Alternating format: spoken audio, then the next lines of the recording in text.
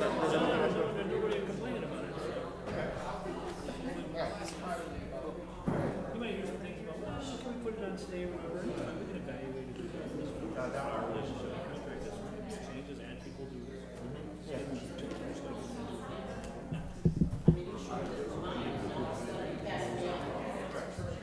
I guess we said the number was right there. Except when we added like the wet. Yeah, we added like 3 days. All right, perfect.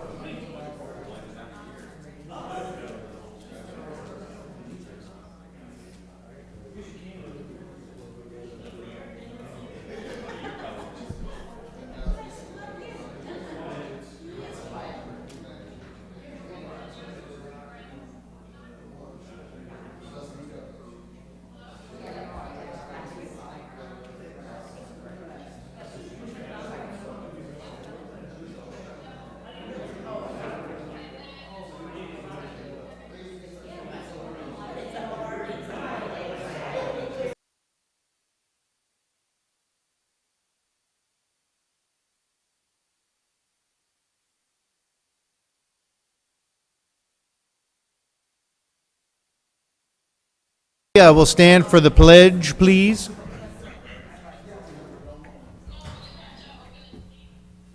Tell Kathy she has to recite the pledge. All right. I pledge allegiance to the flag of the United States of America and to the republic for which it stands, one nation, under God, indivisible, with liberty and justice for all.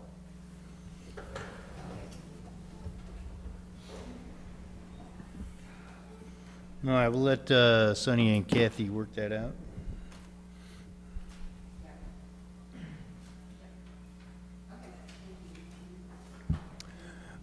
Oops, sorry.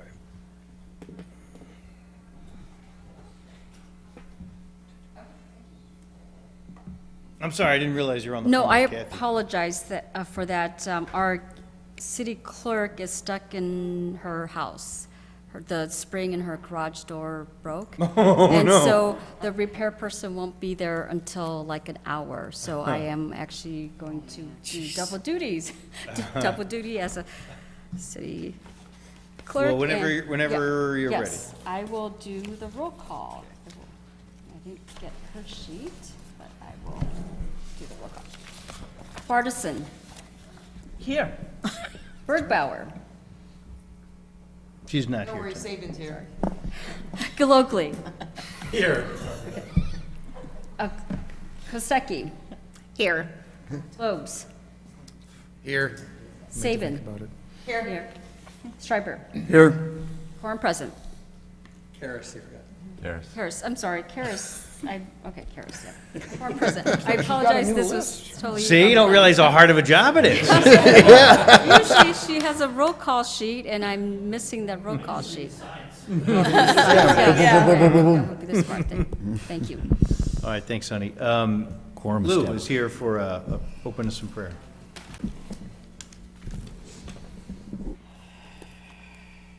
Heavenly Father, we thank you for the season we're in of celebrations. And we thank you for your gifts of faith, hope, love, grace, peace, and joy. We ask you to saturate our lives and our family lives with that.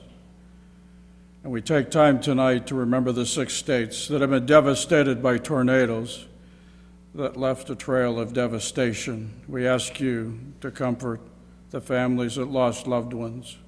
We ask you to be with the state and government leaders throughout the state, whether it's the city or the county. We ask you, God, to give them wisdom in all these situations and continue to strengthen the first responders that are on the site as well as those that are trying to restore things. We ask you to grant our city council, our mayor, and the staff your wisdom, your insight and discernment concerning our city.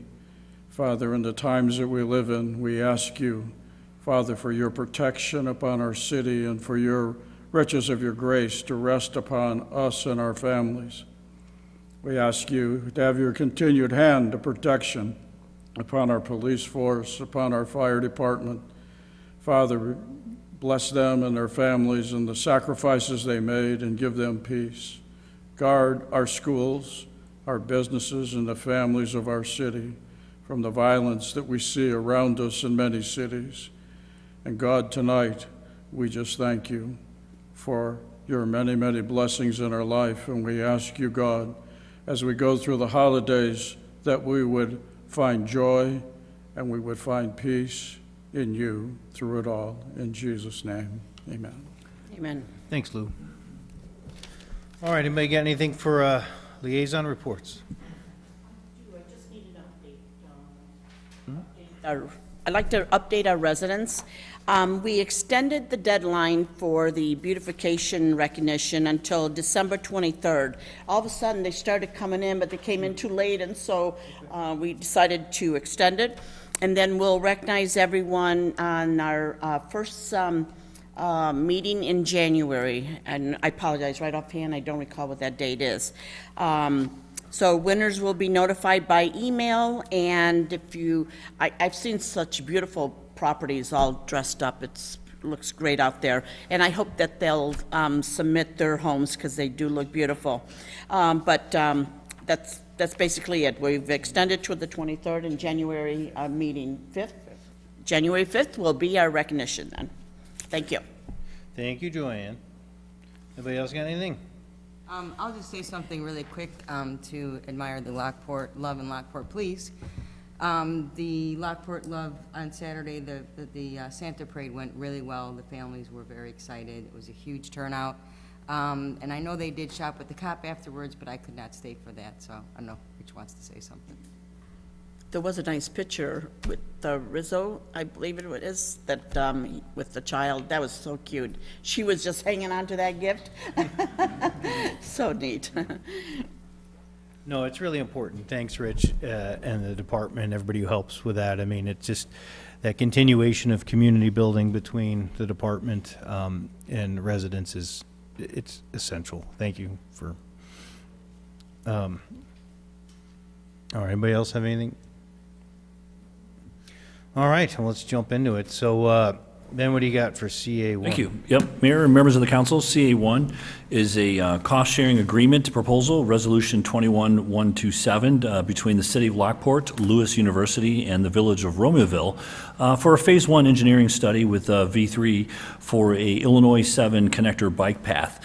Romeoville has already approved the agreement on their side of it, and Lewis University has confirmed their partnership, and so we've got this three-party agreement we'd like to approve.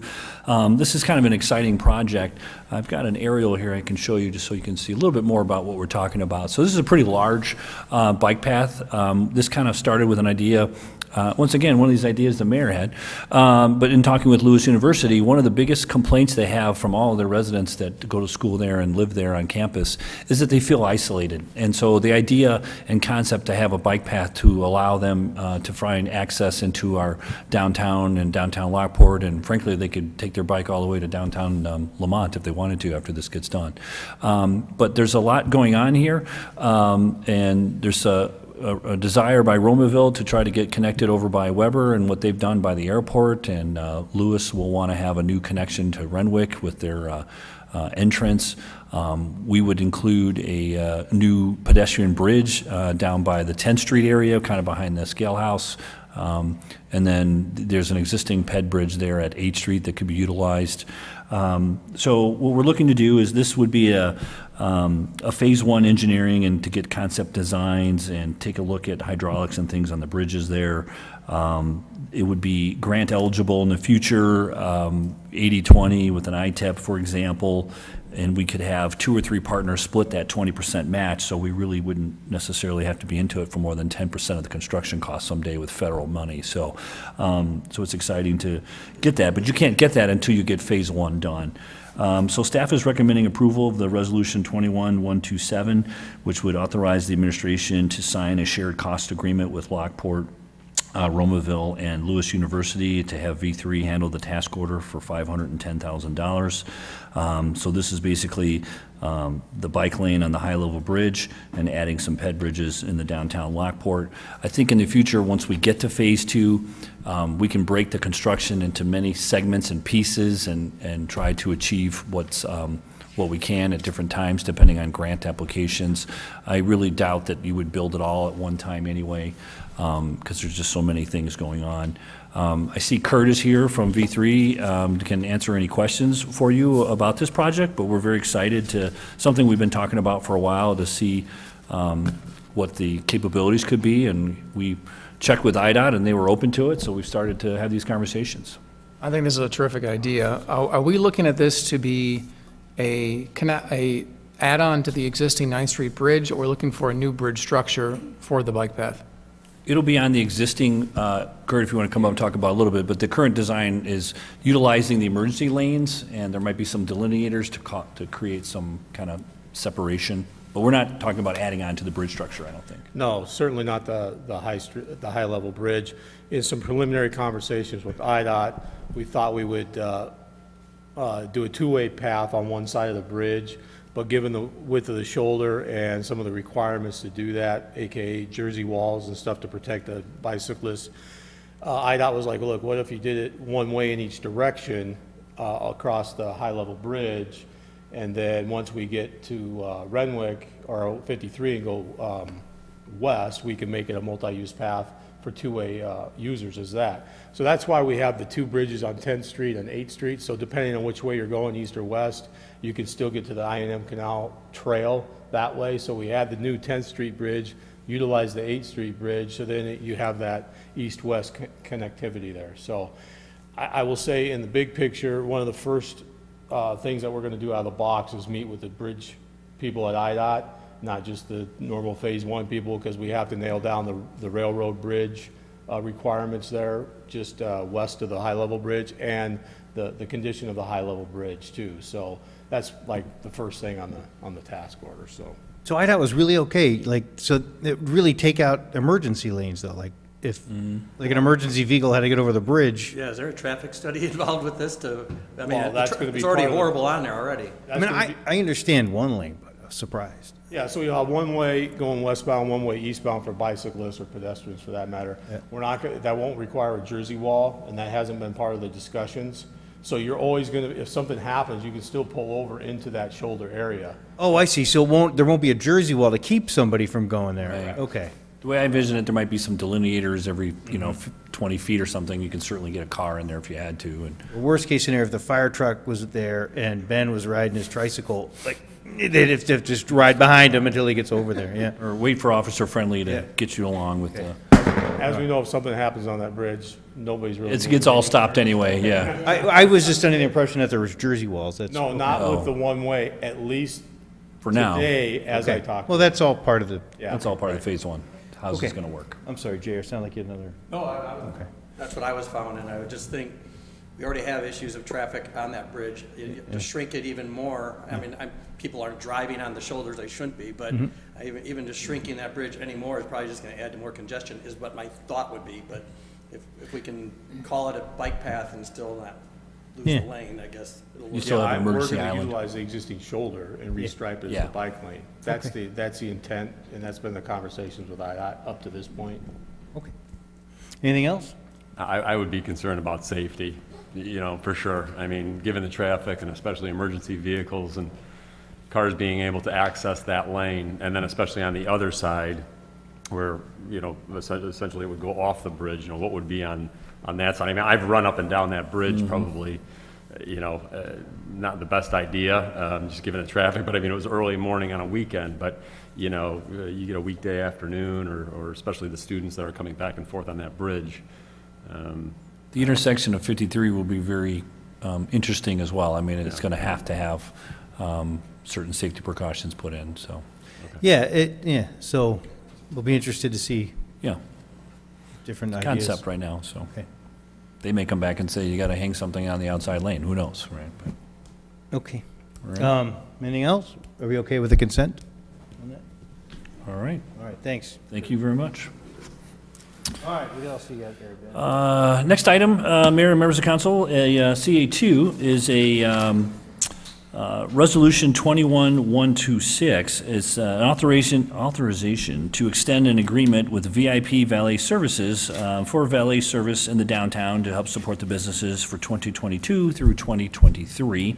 I did include some maps here, I think, that may or may not have been in your packet. This one might be a little hard to tell, but this is a little better. So, you know, we've been utilizing current valet stops at 10th and 11th. It's been pretty successful. We think we're going to park over 4,000 vehicles this year. We started this in February, if you recall, kind of a test run here. We actually were going to start in 2020, and COVID happened, and so we had talked to 2 or 3 companies then. We talked to 2 more companies in 2021 before we came back with you with the VIP, which had the lowest price. So we've talked to 5 different firms. We feel great about the current vendor that we're utilizing. We've been kind of still tweaking the locations, and are we going to start offering something on the other side of State Street? Would that work out better? And this agreement and extension would allow us still to have those flexibilities if we feel like we want to try different things. It's really the manning and stop locations, but it's been working out pretty well. So again, this would be an extension of the current agreement, a 2-year. We locked in the pricing for 2 years. We had budgeted $75,000, but that wasn't for a full year this year. So we think a full year will be $90-something thousand. But I'd like to just get the approval for an amount not to exceed $100,000 from the gaming funds each of the next 2 years. We've got about $800,000 available in that account, and it does make about $250,000 plus. I think Sonny and I were just looking at the gaming numbers the other day. It's doing even better every day. Now that same money is used for facade grants and applications like that as well. But we've had some heavy use on that with Joe Gallus investments and things, and we don't anticipate quite as much it's going to happen, but there's still plenty in the account there to sustain something like this. So staff is recommending approval and happy to take additional questions on the extension. And I do have Randy from VIPs here, if you have any questions, comments, or concerns about the services. Hopefully you've all utilized it at least once. Yeah, I'm all for it. I actually use it whenever I'm in downtown on the weekends. There you go. Great job. It's hard. My question is, do we have, I think I talked to you a little bit about it, do we have control of the weekends? I've talked to this service, and I know Sundays are starting to slow down or whatever. Right. Can we have a little bit more control if we start seeing, are we locked in for Friday through Sunday every weekend? Is it for the next 2 years? Or The way it's written, how are we going to do that going forward? we can control it any way we want. We can reduce it down to a couple days. We can extend locations. So it's a pretty, it's honoring basically the Manning price. And so if we want more locations and more dates, it will cost a little more. If we want to reduce and not do it on Sundays at all, that'll just save us money, right? The other thing we could do, and I can make a report back to the council every quarter or something like that, that says, right now, the visitors don't pay for valet. You could start charging, $2, $5 to valet. I feel like when it's available, those dollars go to tips for the kids that are working hard and running for the cars. But those are things that if we felt, let's say we had a whole bunch of grants that came in and we felt like, hey, the gaming fund is starting to go down, we could always change those parameters on how we operate it. Again, the fixed cost of the service is pretty much the same. We've locked in the pricing for 2 years, but even that is adjustable by location or the amount of stands or the amount of people that we bring in to do the valet, right? Did I answer that pretty good? Yes. Hey, Well, I think we've created a little bit of history, so we could say Sure. that, yes, we need it Friday and all Saturday is weekend or whatever, totally. and maybe we can cut back these months or whatever, certain things. Absolutely, yeah. And that's when we, and not to interrupt, I'm sorry, that's when we started last year, we were definitely a lot busier, and as soon as the summer hit, we just went to the one person at 11th Street and stopped 10th Street on Sundays. And that's where it fluctuated on the invoice weekly. And we'll go back and forth with that with the weather after today changing again and what's going to happen. Obviously, you have the Friday and Saturday where it's Christmas Eve and Christmas Day, so things will fluctuate as well on that with, whatever the holidays happen to fall on. And this still can be, it doesn't have to be a perpetual situation. I mean, I'm recommending we do this for 2 more years. 3 years from now, we could develop a business development district, and some of the businesses can help pay for this. I mean, this was all part of our kind of coming out of COVID and supporting the downtown, and I think it's been a success. So we can certainly, reevaluate in the future. Our agreement with them would be severable with 30-day notice at any time, but we've been working well and communicating and trying new things, and so we can certainly not offer it on Sundays, and we're not locked into any one thing per se. Just a quick question. You said it's $100,000 for parking 4,000 cars? We think this year will be almost 4,000 cars, but we didn't have really the months of January through we started about halfway through February. We started Valentine's Day weekend. Yeah, we started Valentine's Day Third week in weekend, February. and we haven't counted December yet, so maybe a little bit more than that. But yeah, when you do the reverse math, it's not cheap, but it's Right. also cheaper than spending $4 million per level Right. to have a parking deck. Exactly. So, and I get it. there's not. Trying to double check the math. Yeah, no, you're right. And the other thing is, it's hard to quantify the economic impact to not only the businesses, but also back to the city. Like, we know visitors are coming. Many may be coming because of the ability of this service, and how that dollar turns over several times is, whether they're buying meals at Lac Mule or Stagecoach or Nick and Ivy. And so there's an economic impact that you could address, that each person visiting the downtown's average tab is $50. Right, so that helps make up some of those costs. So you can make those arguments either way, but for sure, I mean, it's not cheap, right? But again, this is gaming tax funded. It's still, I would say, a trial period and worth doing, but it's certainly up to you all. Yeah. Okay. Are we good with consent on this? Okay, to extend it. Very good. Thank you you. very much. All right, PD1. You got it? Got it. So, good evening, Mayor, members of City Council. For item PD1, it's an agreement for regulating parking of motor vehicles and control of motor vehicle traffic at our Walmart here in Lockport under Resolution 21-123.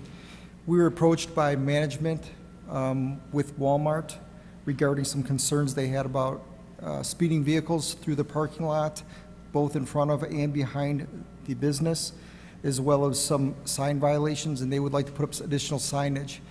In order to actually enforce those type of laws, we'd have to enter into this agreement.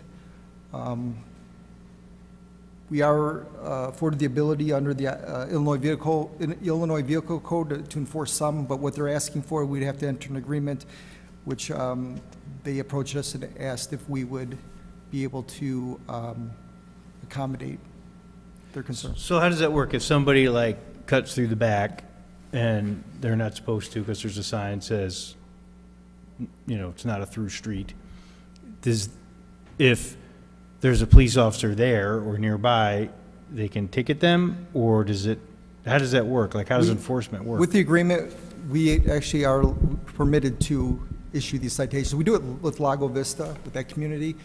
They had speeding issues. They could put up speed limit signs, which we can then enforce. They can put signs up, their stop signs we can enforce, and we can actually write the tickets. For do not enter, stuff like that, for disobeying different signs that they put in place, we'd have some enforcement action that we could take, whereas now we don't have that. Okay, but an officer has to be on site, or is this we're going to go to Walmart security cameras, and how does that work? Yeah, normally for traffic citation, the officer does, witness the infraction or the violation. So Sure. it's not necessarily cutting corners cutting through the private parking lot. Those are rarely issued.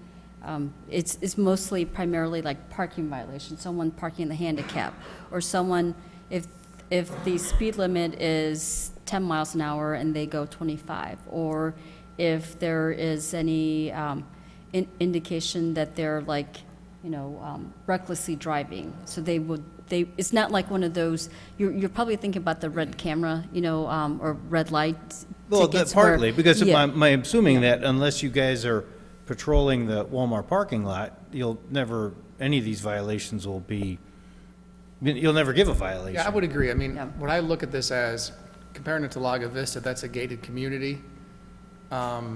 It's more controlled. It is part of our street system. Walmart's not part of our street system. It's a That's private why, entity. Yeah, that's why this is the agreement. So, Yeah. the vehicle code, the Illinois Vehicle Code allows the authorization for the Lockport police officers to issue citation, parking citation, traffic citation. Otherwise, they would not normally be able to do that. So this gives them the authority to do that. You're transferring authority to do that. Otherwise, you have this, security officer in Walmart and they see someone like parking in handicap spot. They can't issue citation. They have no authority to do that. Or, I don't know if they issue a citation regarding this, but normally that's how these jurisdictional agreement works. The way they approached this wasn't the concern of the vehicles, more so the employees and the customers, because they've had what they say are what they consider to be some close calls where they're not supposed to go behind the business over there. And they do drive back there, and they said they had some employees back there that there's been some close calls. There are some things under the Illinois Vehicle Code we can enforce more serious, traffic-related violations such as reckless driving, DUI, driving under the influence, parking violations, handicap parking, fire lane, we can already enforce. They're asking us to enforce some of the other stuff that they're seeing, such as vehicles driving too fast. To your point, that is correct. If we're not there, it would be difficult to enforce. We're not looking to enforce by cameras. Something like that would be if somebody was struck by a vehicle, we'd go back and get the video footage and try to work that from an investigative standpoint. But if we have an officer there right now and they observe one of these violations, because the officers do patrol that area quite frequently, as of right now, all they can really do is ask them to slow down, ask them to stop at the stop sign, ask them to not drive behind the business if it's a violation, of some sort. So they're just asking for our help. Is this more of, I feel like this is where a private property owner needs to maybe review how they have their setup and their lane restrictions around their business. Because perhaps maybe it's not the best setup in front of Walmart, it's not the best setup behind Walmart. Maybe they need to review how they have that set up. Because I don't think having a police officer on site is going to really solve the problem. I think the way they may have their parking lots organized and their through streets organized might be contributing to the problem. Yeah, so this is what, I'm with you, Mark. So here's what I'd say. I don't mind, I get the idea of like, somebody's parked in the handicap spot. Security guy sees it. That's something you can respond to, and okay. But when it comes to driving behind Walmart, shoot, I just had it on the map here. Hold on a second. So when it comes, one of the struggles is Edelman Drive's a real road, and Edelman Drive comes right into the back of Walmart, and if you're like, because I do this, right? So I'll go to get coffee with Zoe on a Wednesday because I have a late start, and then we leave Starbucks. I go down Edelman Drive, and I drive through the back so I can get over. So, but the road's marked terribly, right? So that's fine. This is why I do it, because it's like straight through, right? So I think some of it may be about working with Walmart to really, I don't know if it's about painting better lines or make it so that the road curves. Edelman Drive basically ends at the back of their place, and so it's not very well marked off. And I would agree. If you go back there are, because if you go out along Edelman, you turn right to go to their parking lot, there's nothing telling you not to keep going. Right. Well, until you kind of commit, or you're like, all right, it's probably a truck dock back there, but it's easier, right? Right. So, but really having it maybe clear. And so now the other thing too is it's really about turning before you even, because now they use that north side of the building for grocery pickup and stuff. So I'm sure they don't want you turning through there either, right? So the turn really needs to be very clear that it's that kind of parking lot thing right to the north of that. where the Mary Sears is. Can Walmart legally gate that off in the back? They can. I know they've tried several options. They put speed bumps back there, you know, they've had those out there Yeah. for a little bit. They took those down, they put them back up. I know they do have a lot, their trucks go back there too, the truck Sure. traffic. So for them to be able to maneuver back there, Yeah. it makes it, yeah. I think, you know, if it's, I'll show you this later, but I Okay. think, I'm okay with this, just as long as we're not putting a patrolman in there. Yes. And we're not, you know, using red light cameras or like cameras. I don't want them to say, somebody went through there with my camera footage. It's like, no, man, if there's an accident or something happens, you can get the footage. That's right. But yeah, because I don't want them calling, because every time I drive back there. No, but I won't do it anymore. But but I think if we can also work with making sure that like Edelman Drive ends here, you know what I mean? And so through traffic needs to make a right turn at this spot. I think it should be much more clear. So if we can work with them a little on that too. So I will work with them on that aspect of it, because they probably put some kind of rail of some sort with some kind of signage. So that's a possibility. And we don't have to solve that here. I'm putting out there, it's like, why don't we have a conversation with them about like, well, how can better signage come so Edelman Drive doesn't look like it just ends behind it, the Walmart, because it looks like through, it just more clear that. Yeah, we wouldn't be able to set a squad car there either. It wouldn't be appropriate for us to set a squad car there all day long. I think it's just if we have a squad car passing through the area and they see the violation. They weren't asking us to place a squad there for any period of time. I think it was more so if we see it, because the officers do go through there a lot. Yeah, I mean, I don't know, whatever the council wants to do on this, I'm open either way. But I do think whatever way we go, we should probably work a little bit on how to make sure Edelman Drive ends, and you have to make that right before you get there. Needs to be clearer, so. But it's up to you guys, whatever you guys want to do as far as this goes. I'd prefer to make it an action item, because if we don't get any feedback from them by our next meeting, then we should just table it, because it seems to be that we're doing the work, and they're saying, do the work for us. No. Yeah, I'm kind of like, if they're having trouble with people driving behind there, then is it our responsibility where Edelman Drive is to make sure that people tell this is where it ends, or is it working with them together? I mean, I just really think it's some painting, some stripes, and some better signage. Edelman is, but like where it ends, like when you look at the aerial. So maybe there should be signs that they put up to indicate no through, you know. Yeah. So I'm okay with, yeah, but it's not to get a little further in, I think. Well, my recommendation is whether you guys want to just put it on as an action item, or if you want to table it for one meeting until we have another conversation. Actually, that's a better idea. All right. So why don't we table it for now? Yeah, just to add a little bit to that, the drives that are through there that are not part of the Walmart driveway are in pretty rough shape. So it is, it's somewhat, I don't want to say, it does direct you, but it's also, people are only going to make a turn so many times and drive through potholes. So there's several drives back there that are in really poor shape. And are those ours or Walmart's? No, they're not ours and they're not Walmart's, to my knowledge. They're like the plaza. Yeah, so that's kind of where you would be directed off. So if, I guess my caution would be if we're going to start directing people off of this and away from Walmart, it's just going to make that worse, and people are only going to do it, like I said, for a period of time before they get frustrated with their car getting beat up. So obviously, what we should do is we should go talk to that developer, and I know that we have, but it's just something else to throw out there. All right. Well, so then, okay, my recommendation is we table it. Let's have those conversations. And because it's a legitimate issue, cars using Edelman Drive, and then, They really shouldn't. where do they go from there? Is it, unless they just see it as an access road to Walmart, which it's not, it's more than that. So, all right, why don't we have that We have Brent, and Lance, and Rich, all three talk to those property owners.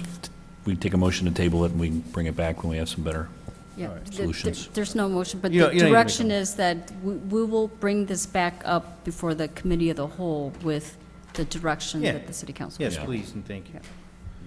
All right, and I'll stop driving behind Walmart. Yeah. Okay.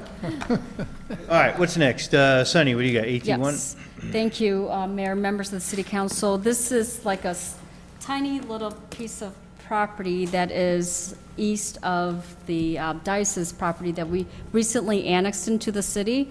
It turns out that that little piece is owned by the city, but was never annexed in. It was, even if it was not recorded with the Recorders of Deeds office or the county clerk, and I believe our well sits on top of that property.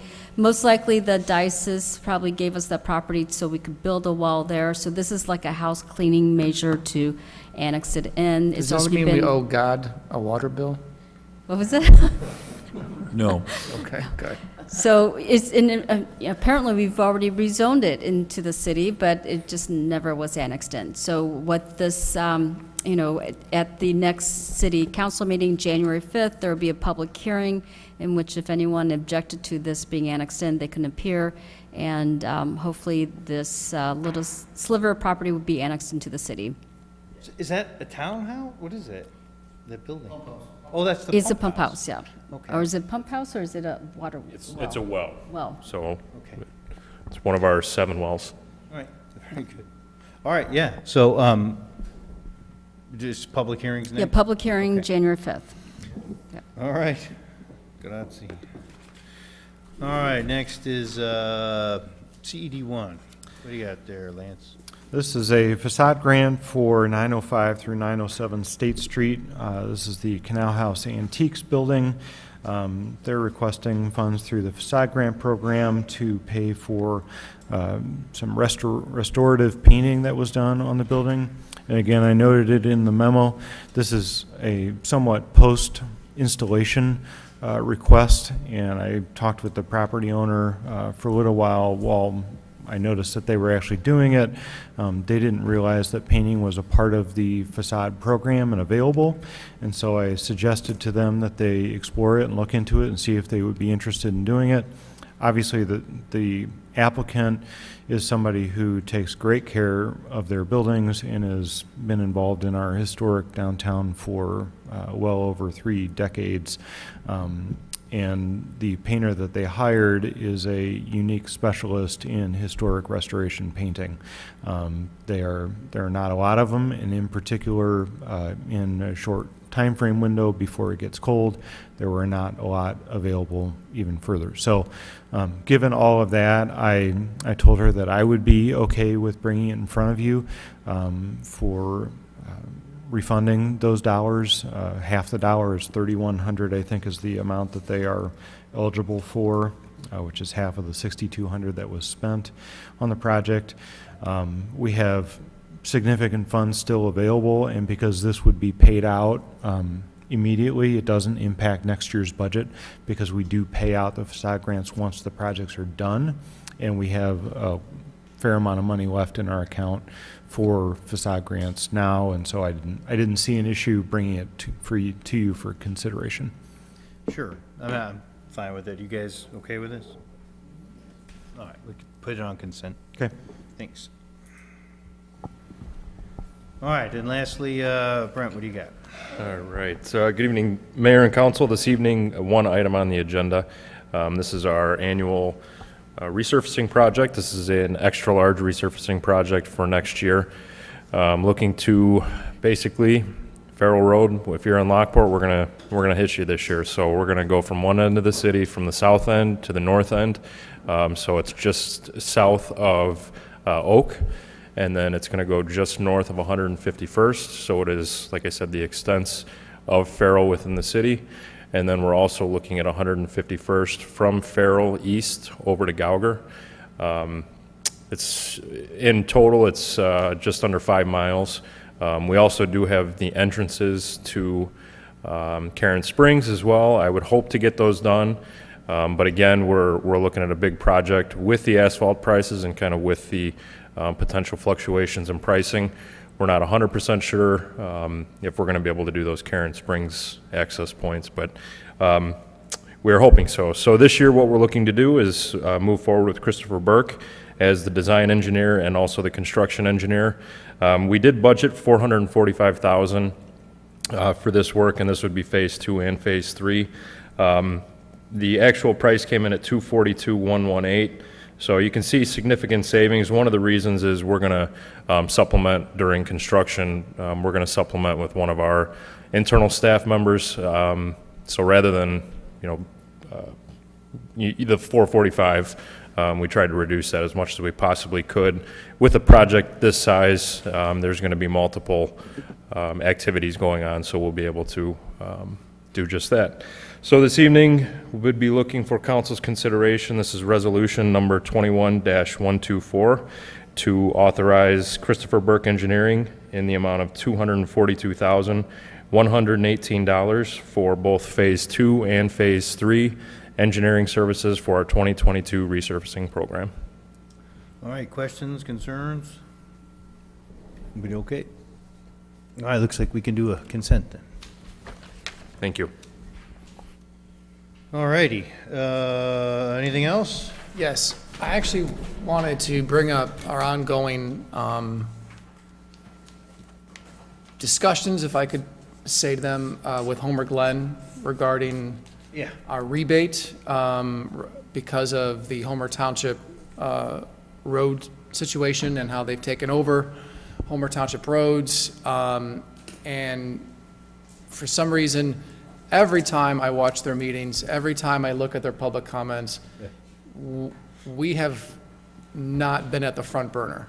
I've been a Homer Township, City of Lockport resident for over 15 years, and I paid for Homer Glen's roads for the past 15 years. And it's time as a City of Lockport resident who lives in Homer Township that I want the check written. I want the check written for the amount that we indicate that it should be, because those funds are owed to the City of Lockport residents that live in Homer Township.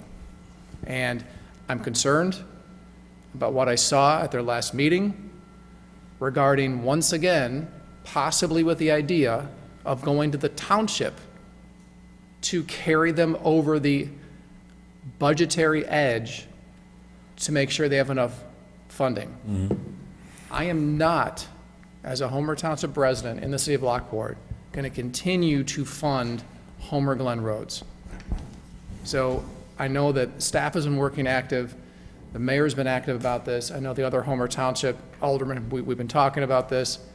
I am no longer paying support to the Village of Homer Glen. They are an adult, they need to get their act together. I'm done paying for their road system. Sure. So here's the update I give you. So I had a conversation with George about, it seems like the last squabble they're having is the price. George was fine with what the number we gave, but their aldermen are like, well, that sounds like too much, right? And so they're haggling it, and I said, George, we're not two people haggling over a goat. I said, we have a legitimate reason for the number. Lisa's been very methodical about it. George is fine with it, but I think here's the reality of it. The council's kind of like, well, that sounds like a lot of money, so they throw an arbitrary number out. So I said, George, Ben and I will come to the next meeting. He's got a special meeting. George says, fine, come out. If there's any other questions these folks have, hopefully we just, this is the reality of the number. And then let's get it signed. And then I said, and then otherwise, if that's still problematic, we've all talked about we can release the Kraken, right, and have the lawsuit go. And so I told George, it's fine. I don't really want to come out to your meeting. If you want to just do the lawsuit now and let the lawyers and the judge figure it out, that's fine with me. But I, out of courtesy, will happily come out. And if there's any other questions the council members seem to have about why this number is, why we know that this is the right number. All right. That's what I said. I'm like, so anyways, so that's the status right now. So we'll go out. They're working on their levy. They're arguing about their levy, and they're arguing about the dollars they owe to not just Lockport, but Lamont and New Lenox. Those are smaller numbers than us. And there's some confusion. And there were some things said at a past Homer Glen meeting that we've affirmed that are incorrect. So we talked with Steve Ballots from the township and Commissioner Porfilio, neither the Homer Township Road District or the Homer Township has any plans of transferring any money to Homer Glen for subsidies in the next fiscal year. From what I understand, everything that's happened for the last 20 years is going to end on December 31st, 2021.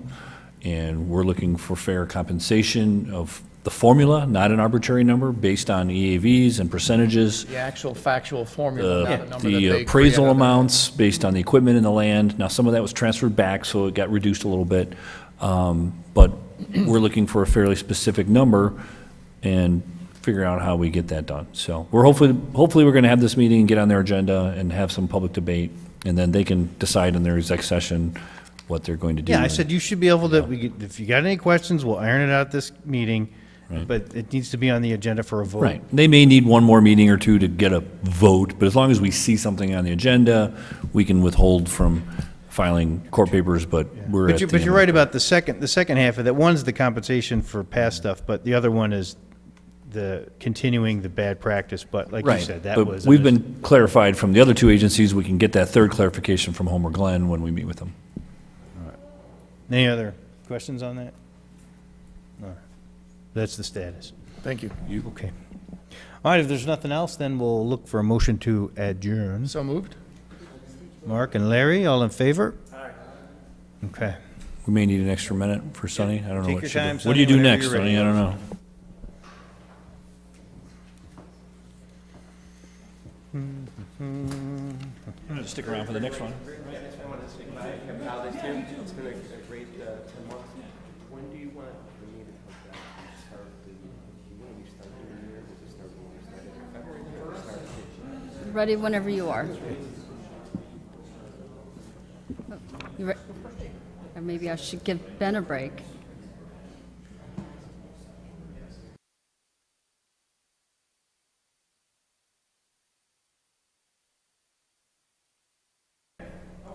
Gulogly, Here. Schreiber, Here. Harris, Here. and Kostecki. Here. Quorum present. Lobes? Lobes. Oh, Lobes, oh my gosh, why is this Lobes? He I gone. didn't bring my reading glasses, I apologize, I didn't realize I was gonna need them. Only the tallest person up here. Yeah, right. For bar still My absent. ladder here. Have a good holiday, everyone. Take care. You too. All right, my friends, looking for a motion to have a consent agenda. So moved? Seconded. It's Mark and Larry. All in favor on that? Aye. Okay, so we have a committee of the whole meeting minutes from December 1st, our regular city council meeting minutes from December 1st, our bike trail planning for the I&M Canal Path Centennial Path connections. There is Resolution 21-115, which is the grant funding application for the Rebuild Downtown and Main Streets program. There's the payroll period ending November 28th, bills through December 7th, facade and site improvement grant for 1128 and 1134 South State.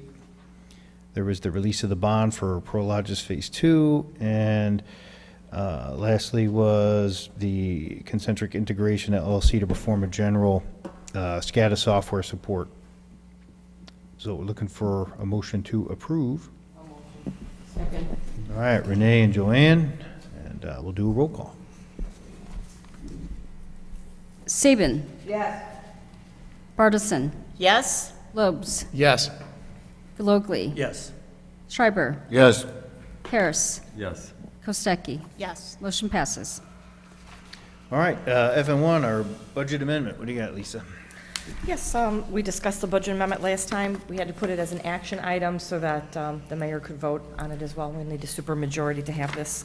The majority of the budget amendment pertained to the Chevron purchase, and the things revolved around making the money transfers and the things happen with that, and there was some other cleanup that occurred, so. All right, so we're looking for a motion to approve. So moved? Seconded. All right, Mark and Larry, and we'll do a roll call. Saban, Yes. Bartleson, Yes? Lobes, Yes. Gulogly, Yes. Schreiber, Yes. Harris, Yes. Kostecki. Yes. Motion passes. All right. Next is, Did the mayor need to vote? is it necessary? I mean, we already had enough votes, I guess. You needed him to vote. Mayor, Mayor. I should do the old, you remember Tom? Used to vote no on everything just out of spite? Yeah, no, I'll vote yes, Yes. yeah. I know somebody most recent, more recent than that. All right, next we're looking for a motion to approve Resolution 21-118. That's the property and liability renewal. So we're looking for a motion on this. Second. Renee and Mark. And then there's some questions last time, I think. So what's the update Yeah, on that? so the questions revolved around whether or not we should increase the cyber liability insurance. So I had the broker get us a renewal price for that, and it was in about a $10,000 increase to go from a $1 million to a $2 million coverage. So it's either $16,863 or $26,250. Everything else will stay the same. Okay, Larry, I know that was kind of your biggest question. What are your thoughts on? Well, what's your recommendation to do that's not in here? Yeah, personally, I don't think that that's necessary to switch it up to the 2 million. I think the coverage we have is pretty standard for municipalities our size. I think moving forward with the IT audit next year to help give us some more security to make sure that we're trying to minimize any type of issue we would have that we would even need this insurance is the way to go. So that's just my 2 cents, but it's up for a vote. Okay, so it sounds like maybe what we do is, if we're working towards tightening up security, is using money in that respect instead of here. Right. Okay. Yes. But it's really whatever you guys want to do. I'm open. I do have one question on that, is when is the IT audit going to happen? So our IT consultant right now has asked us to give him through the first quarter of next year to really get things buttoned up that he has already had in place for a while, even before he found out that we were looking to do an IT audit.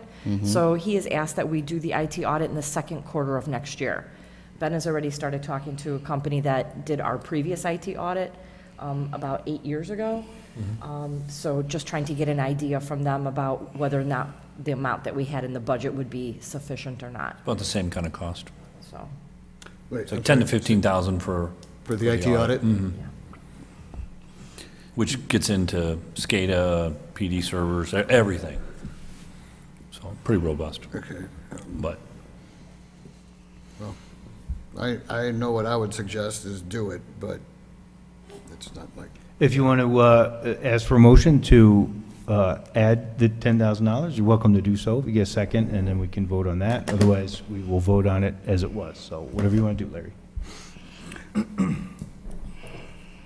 well, I got to go with my gut feeling. My gut feeling is that I make a motion to increase it to 2 million. Okay. Anybody got a second on that? Okay. But I do appreciate you bringing it up because it really made us take a look at, I think, at doing this IT audit. So I think that's all good stuff. So, all right. With no second, then we'll vote on it as is. Yes. Saban. Yes. Bartison. Yes? Lobes. Yes. Galogly. Yes. Schreiber. No. And Kostecki. Yes. Oh, and Karas. I missed Karas. Okay. Thank you. And motion passes. All right, last is Brent. We're looking for a motion to approve Resolution 21-125. This is the Austin Tyler Construction Kelvin Grove Rear Yard Water Main Replacement. You want to make a motion on that? I'll make a motion. Okay, you got Karen. Seconded by Renee. Any questions on this one? Mayor, I need to abstain from deliberation and from the vote because I'm looking to supply material on this project. All right. Other than that, is everybody comfortable, or do we need any questions on it? came in under budget, it's great. All right. Then we'll do a roll call. Saban. Yes. Bartison. Yes? Lobes. Yes. Galogly. Abstain. Abstain. Schreiber. Yes. Karas. Yes. And Kostecki. Yes. Motion passes. All righty. That Mayor, looks like- could I add just one other real quick? We did have another bid opening today. Obviously, we weren't able to get it onto the council agenda this evening, but we received favorable bids on that one as well for a water main job. So I really want to thank the staff and, all of our consultants for getting these out as early as possible with all the concerns for pricing, with all the concerns with getting equipment, getting materials, getting everything. I think the department did a great job, and we pushed really hard, and we're going to have two, I'm sure, very successful projects next year. All right, very We're good, thanks, Brent. $500,000 ahead on the budget. Oh, yeah. All right, we're looking for a motion to adjourn then. Motion to adjourn. All right, we got, everybody chimed in on it. You Who take made your the pick, motion? Sonny. Who made the motion? I think I heard Mark and then, Larry and, Okay. all right, all in favor? Aye. Okay.